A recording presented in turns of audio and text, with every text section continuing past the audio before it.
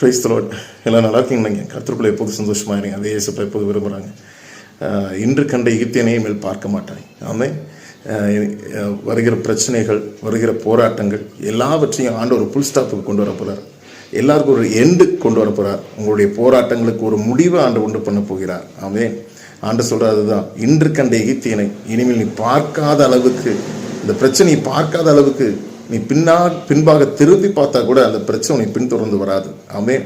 காரணம், கர்த்தர் அதை முழுவதுமாய் சங்கரிக்க போகிறார். ஆமென். இந்த வசனத்தை விசுவாசிங்க.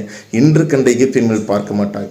இஸ்ரவேல் ஜனங்கள் 430 வருஷமாக எகிப்தில் அடிமைப்பட்டிருந்த போது, அவங்களை விடுதலையாக்கி கொண்டு வந்த போது எகிப்தியர்கள் அவங்களை பின்தொடர்ந்து வந்தாங்களாம். ஆமென். அப்போ பின்தொடர்ந்து வரும்போது செங்கடலை அவர்களுக்கு விரோதமாக ஆண்டவர் எழுப்ப ஆரம்பித்தார். ஒரு கடலையே கொண்டு அந்த ஜனங்களை முழுவதுமாக அழித்து போட்டாராம். நம்ம வாழ்க்கையில் அதே போல தான் செய்ய போகிறார். சத்துரு வெள்ளம் போல வரும்போது ஆவியானவர் அவனுக்கு விரோதமாக ஜெயக்குடி ஏற்ற போகிறார். உங்கள் வாழ்க்கையில் நடந்து வருகிற போராட்டங்கள், நடந்து வருகிற பிரச்சனைகளை எல்லாம் ஆண்டவர் அழித்து போட போகிறார். ஆமென். அதனால் நீங்கள் பயப்படாதீங்க. நாமத்தை உயர்த்தி கொண்டே இருங்க. கர்த்தர் உங்களை ஆசீர்வதிப்பார்.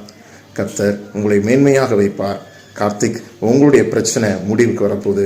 கர்த்தர் உங்களை ஆசீர்வதிப்பாராக. ஆமென்.